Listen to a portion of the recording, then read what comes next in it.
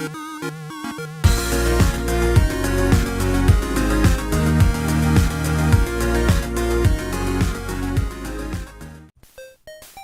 and gentlemen, my name is Justin. Welcome to the Awkward Academy. I'm one of your hosts. To my right, the one and only White Buffalo, John Hooley. Today we're going to talk about Call of Duty World War II, the newest installment in the series. It will be out this fall. Trailer just dropped yesterday, day before. I forget. It looks pretty cool. Made by Sledgehammer Games. Their first one was Advanced Warfare, the one that introduced the jetpacks that everybody hates. So, this one, Call of Duty World War II, we're going back to 1944 and 45, last year of the war. It's purely going to stay in Europe. You will only play one character. I forget his real name, but he goes by Red. So in my head, I like to picture it being like, I don't know, a younger Red Foreman. Because you know he fought in the Korean War later. From that 70s show. Anyway, we're going to talk about that. You just watched the trailer right before we started recording. What did you think? Alright. Well, one, my first thought was Battlefield 1's coattails. And for two, I thought it looked really good as a campaign. I don't know how that multiplayer is going to go. Okay, Battlefield 1's got great multiplayer, but Call of Duty's hasn't really compared on scale, I guess. But it looks like the single player campaign for this new one is going to be awesome. Okay, it looks gritty, the setting looks good. I mean, this is closer to Call of Duty roots. As things go. And everything looked nice. The scale, I mean, there's just so much ability for emotional connection in this setting. Because quite honestly, once you get into high-tech, sci-fi, cybernetic arms, stuff like that, in COD, I really feel like you do distance yourself a bit from a character. So, I really hope Red talks. I like it when your character talks. And Sledgehammer had that. At least in the cutscenes. He talked in the cutscene. Played by Troy Baker. My boy. Fuck Nolan North! No. Unfuck Nolan North. So, yeah, campaign looks really good. Sledgehammer, a bunch of them, worked on Dead Space. So they're trying to really push this horror vibe, like the horrors of war. Show how gritty and dark and violent it is, and, we will be going to D-Day again, which is a common staple for video games, especially with, strictly World War II now. So that's to be expected. But I like the way, we're getting the Saving Private Ryan-esque boat landing, dudes getting shot up, jumping over the side. But this is the first one where you see the water is just completely soaked with blood. Because Call of Duty 1 and 2 and 3 were all T-rated. And we didn't get an M-rated World War II COD until the last World War II COD, which was Call of Duty World at War, which was Treyarch's first one. And that's the one that was actually over on the Japan side of things. So, no D-Day. So I think that's really cool. What are your worries about the multiplayer? Well, the thing is, Call of Duty's always had a diverse weapon set. A very diverse weapon set, for one. For two, it's kind of stepped away from, I guess, traditional style multiplayer shooter. To more of a specifically non-realistic competitive mindset. I mean, between being able to play a robot, having special character abilities, being able to just randomly pull out weapons special to your character that you're playing, specialist mostly, and then jetpacks when you're looking at other CODs. It really got very, very, I guess, technical as opposed to a simplistic shooter. And also the COD scale is historically somewhat small as far as map size. So, at least in the realm of shooter games, whenever Battlefield's, backpack on both straps as far as, size. That, and when Call of Duty did have a big map, Stonehenge on Ghosts. Camping. Everybody hated it. Everywhere. Yeah. Fuck that shit. I'm on the opposite end of the spectrum. I think the multiplayer is going to be great because we're going back to the roots. The first Call of Duty I ever played multiplayer in was Call of Duty 2. Where did you start? With me? When I got Modern Warfare 2? That was the first one I played online at my house, because that was when I got internet. Yep, I think that's where I really started playing Call of Duty multiplayer. I mean, I'd played, other CODs, I guess, but never really had the multiplayer aspect. Which CODs did you play? Not counting that shitty big red one that doesn't count. I played Call of Duty, the first one. And then, of course, bigger one. And, where'd you play the first one at?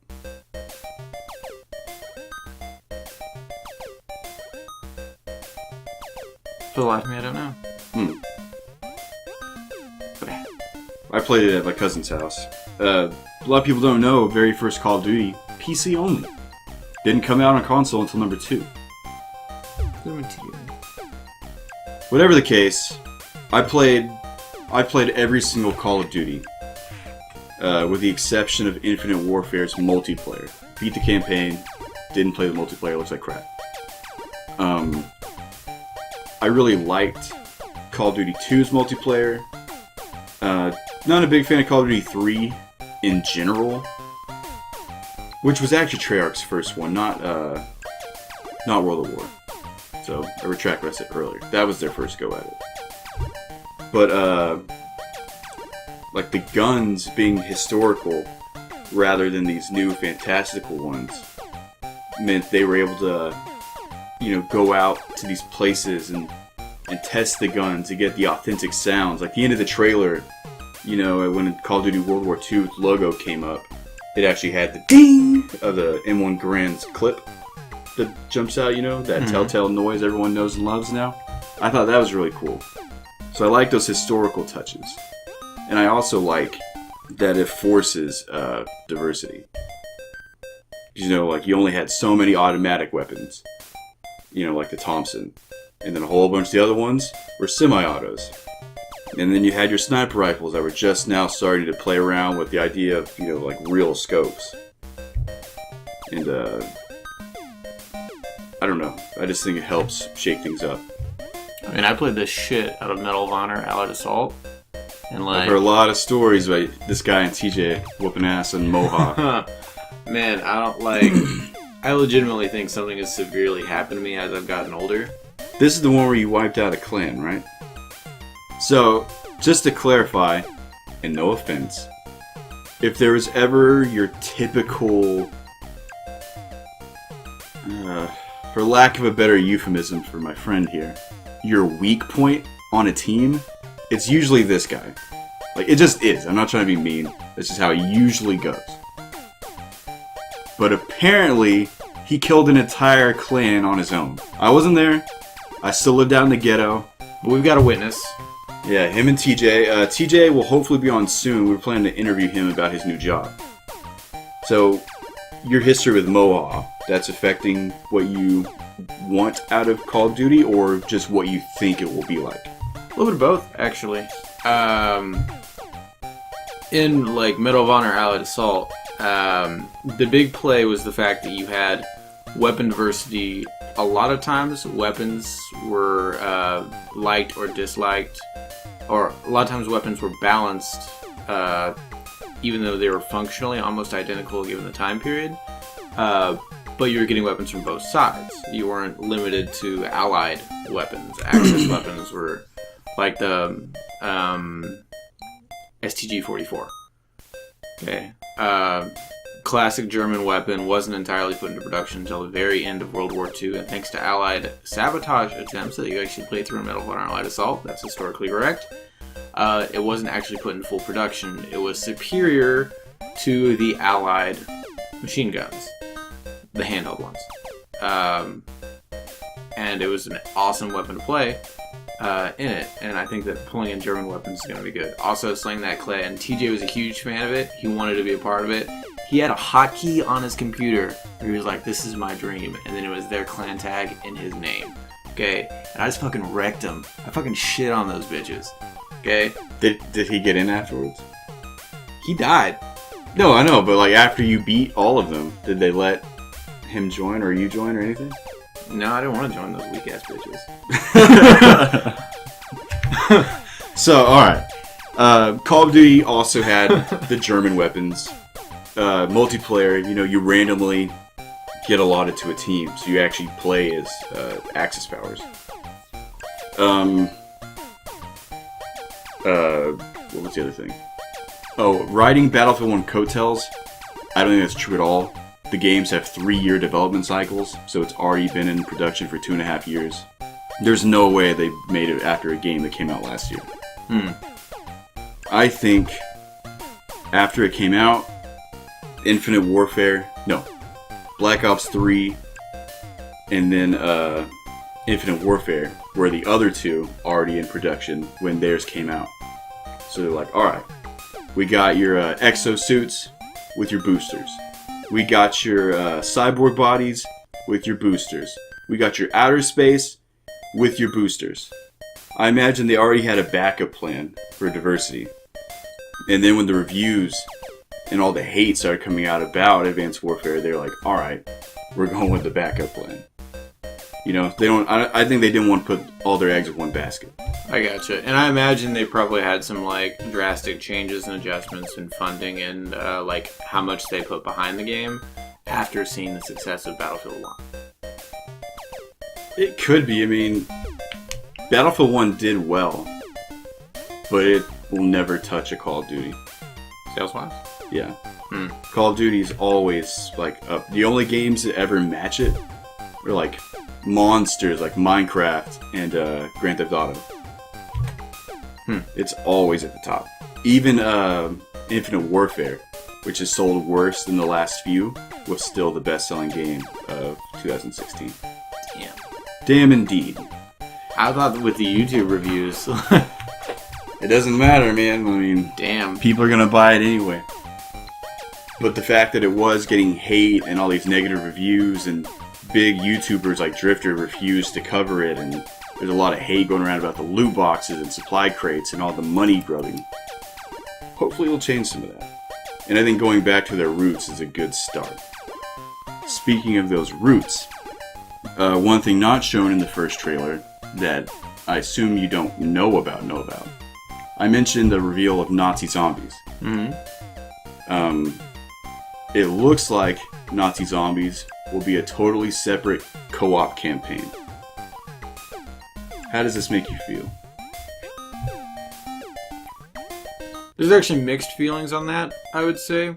On one hand, Nazi zombies having a totally separate cooperative campaign is kind of awesome because it gets rid of the repetitive grindy start again arcade elements. I could also see it being cool because that does give you a diversity in characters that you're not going to be getting in your main campaign,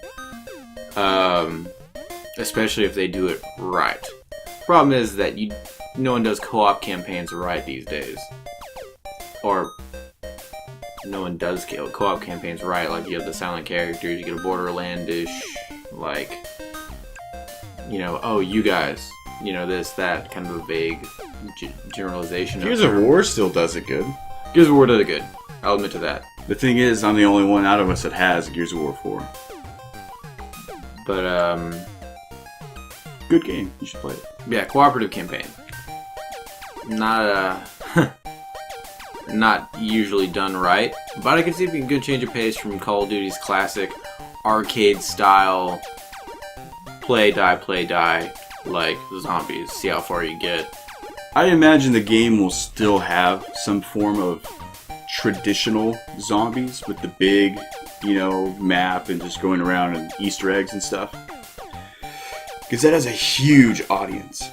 People love those Easter eggs and the stories you can unfold in them. But me, never been too big into it. and I love a good co-op campaign.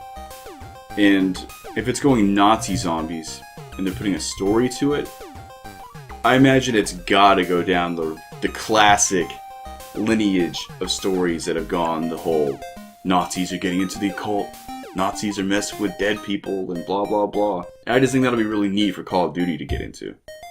I mean, they've had that in the lore with Rick Toffin, I think it's his name, from Treyarch's line of zombies, that all had one story across 3 games? Pretty sure. Anyway. And that was one of the better zombies. Yeah, Treyarch's the one that started the zombies. That's their big thing. That was their thing. That's why when Infinity War had one, they always had something stupid like Spec Ops missions. Remember those? Mm-hmm. Yeah, those were lame. And then they also had the extinction mode with the cryptids, the aliens. That wasn't awful. That had some cool ideas to it. I like the class system and getting upgrades and being able to drop them for your teammates. Traps were neat. Aliens themselves were stupid. Mode was also really, really hard. You're not wrong. Those, the big climax is very similar to Left 4 Dead. Like, those are a bitch to survive. Yeah. Although, asterisk, we only played the 2 of us and then 2 AIs. We never had a full 4-man squad. True. No, there's no AI at all. It was just us. Yep, just us. Yeah. Run solo. Running duo. So anyway, overall, I'm really excited about it. Big fan of World War II. I got family on both sides of the war. I'm actually a quarter German. Always a long history of talking about the war and always reading about it, and even talking to Danielle, TJ's wife, about it. It's one of the few common interests she and I have. I played Call of Duty all the way back to the first one. Big fan of those old ones. I love marksman rifles, the semi-auto, long-range, high-damage ones. I'll be happy to get my hand on a M1 Grands and some Springfields again. Nazi co-op campaign can be cool too. What about you?